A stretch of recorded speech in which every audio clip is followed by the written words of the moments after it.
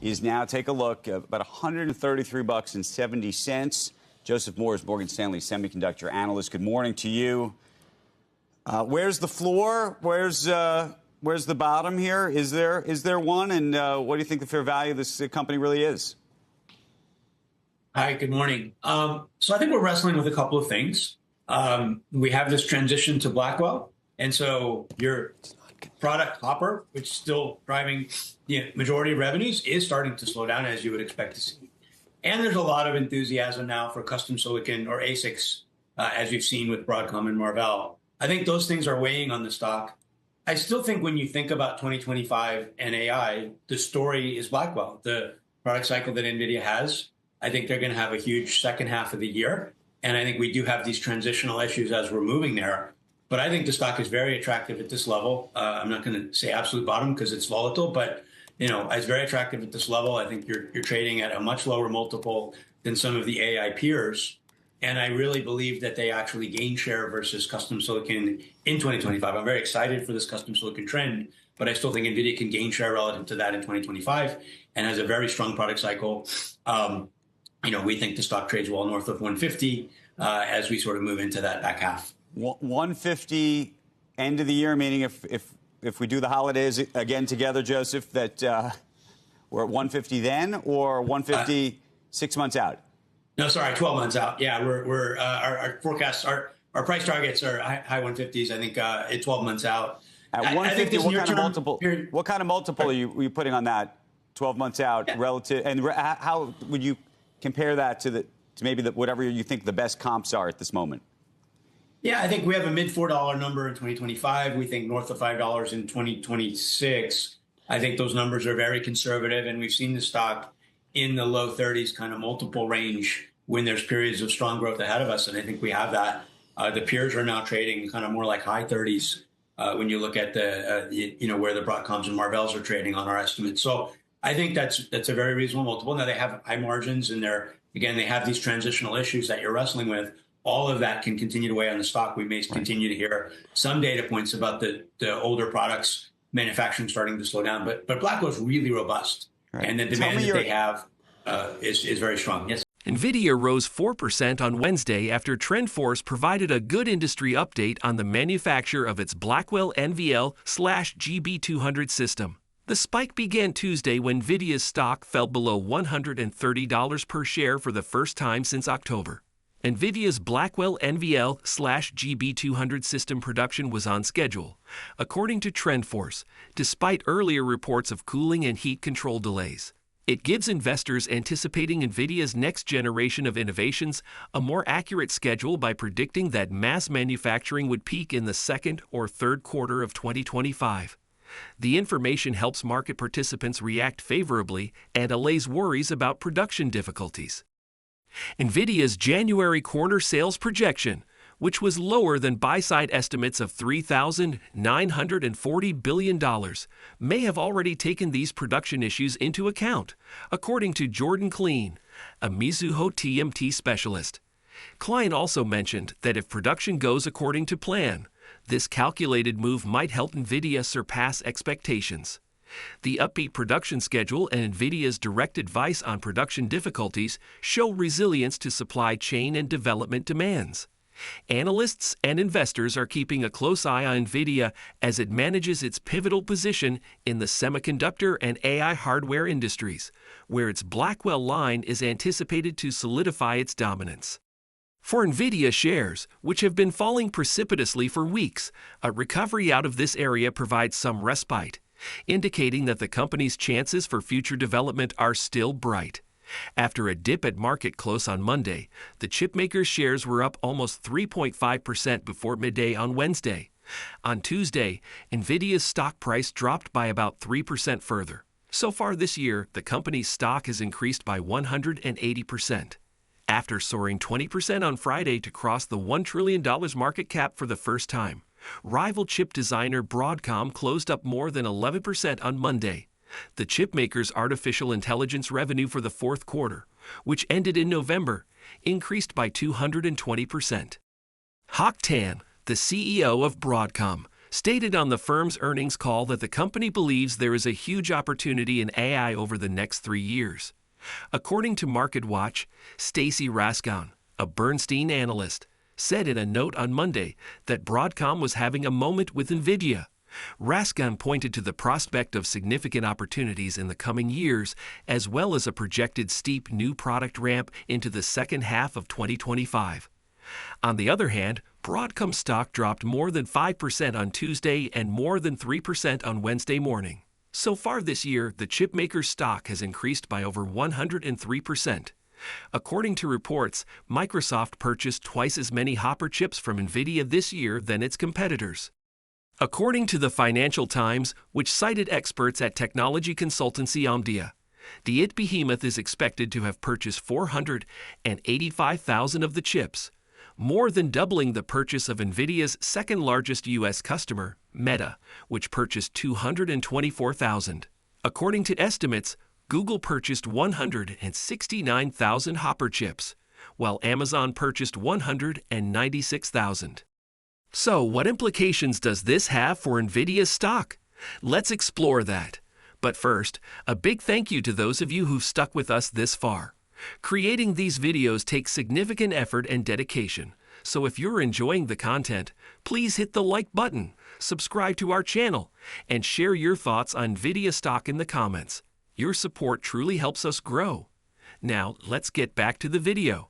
Tell me your calculus around the China piece of this, because I think one of the other big questions is the tariff story and if that's going to somehow impact this business. Yeah, well, they're already quite limited in terms of what they can do in China. They have a product called H20, which meets the U.S. export control thresholds.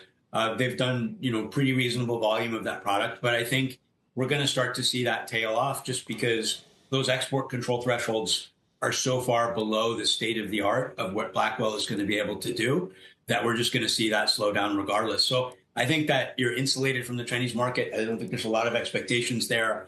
I think what you'll see is that a lot of the AI hardware will just be installed outside of China. And, to the extent that Chinese companies are doing AI, they'll probably do that in locations outside of China. So I don't think the tariffs will have a lot of direct impact. I think, NVIDIA would like to serve those markets and would like to keep Chinese incumbent solutions or internal solutions from encroaching on their turf. But, they have the export control threshold, and that's what they're living with. And I think that will be a little bit of a headwind next year, right. But it pales by comparison. We got to run real quick.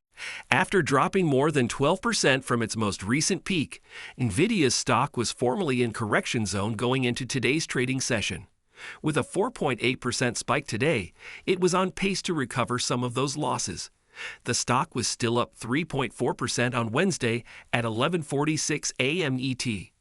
A number of news stories that were positive for Nvidia served as the impetus for the chipmaker and artificial intelligence AI expert to rise. According to Chief Financial Officer Colette Kress, cloud service providers have been the company's largest clients by far, accounting for over half of its data center revenue in the third quarter of fiscal 2025. The Financial Times may provide investors with more information about Microsoft's acquisitions this year. According to the report, Microsoft purchased twice as many Hopper chips from Nvidia in 2024 as any of its rivals. According to data gathered by Omdia's technology consultants, Microsoft purchased 485,000 chips, while Meta Platforms, the next largest buyer, purchased 224,000. This implies that competitors may need to make a massive purchase to catch up. Additionally, Nvidia unveiled the Jetson Orin Nano Super, which it claims is their most reasonably priced generative AI supercomputer. For just $249, the business claims that this small device, which fits in the palm of a hand, offers AI capabilities to students and hobbyists. This further broadens the market to less affluent consumers and cuts the price in half compared to the previous generation. Although some investors have voiced concerns that Nvidia may have overreached itself, given that the company is 53 times its earnings, it is reasonable that the evidence supporting the unrestricted use of AI is growing. However, the company has been trading for about 59 times profits for the last 10 years, which indicates that it is, at least historically, on sale.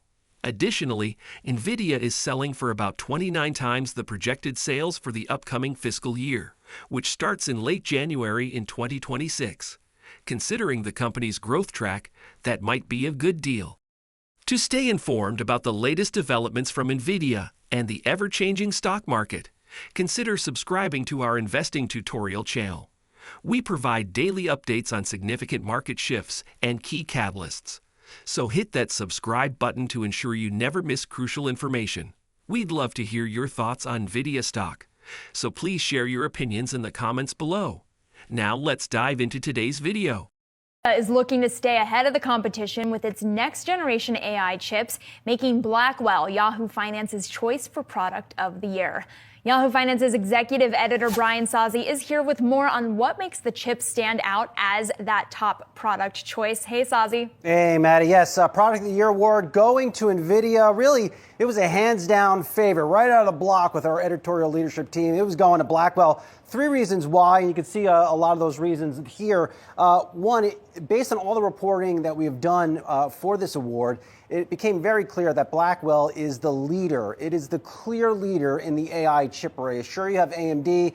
Intel's been trying to do something in chips, trying to get into the AI space, chip space, but it is Nvidia that still has its lead in large part because what is about to come with Blackwell. And then what is about to come, the interesting thing here with Blackwell, it has already developed a backlog of billions of dollars in related sales that Nvidia will start to drive home next year, really start to influence its top and bottom lines. And why it's generating those sales, of course, guys, is because they are the leading player in building out the AI infrastructure. You put all these things together, Maddie, and you really get the sense it was a Blackwell type of year, and it will be more of a Blackwell year next year as this chip gets in the hands of customers. And Maddie, I will say this too. You made it in this business when you could stand next to a Blackwell chip on a big screen. That's how I know I made it. Good stuff. I can feel the power of this chip oozing off the screen. I know you can, Sozzi, and eventually we'll have some sort of like metaverse thing where you can really play around with that chip as you talk about it for Company of the Year. Thank you very much, Brian, for joining us on that. Yahoo Finance's Julie Hyman is also here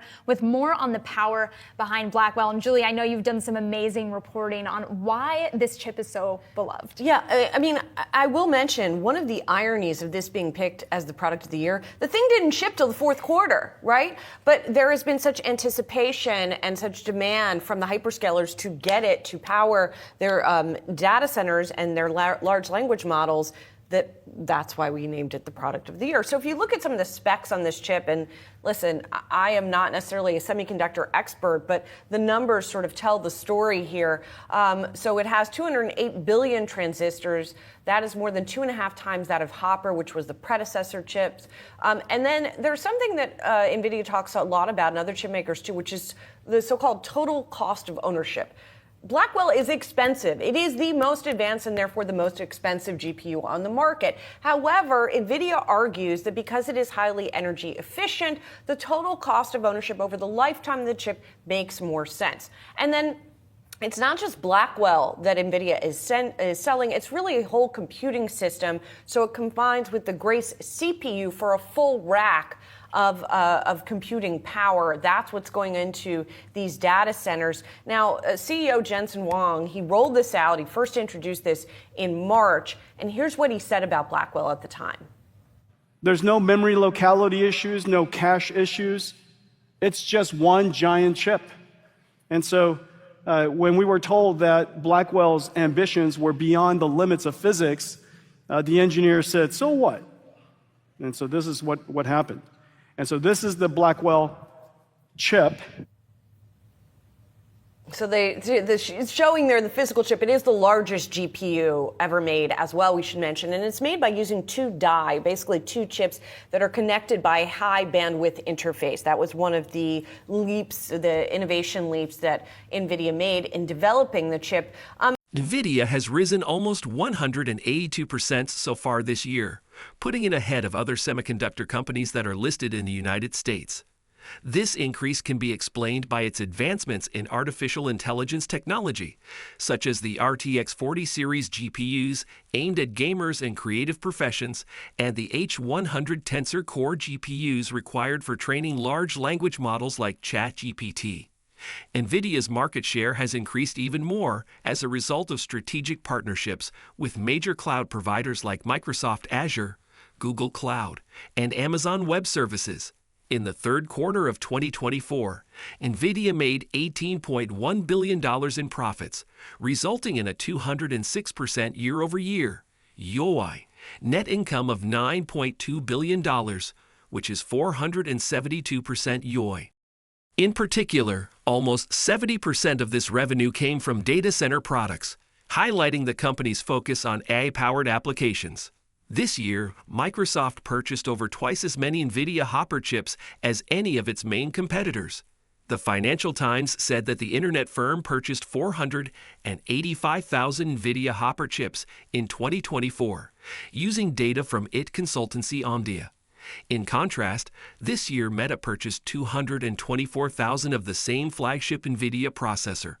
The quantity of Nvidia processors that Microsoft purchased in 2024 more than tripled that in 2023.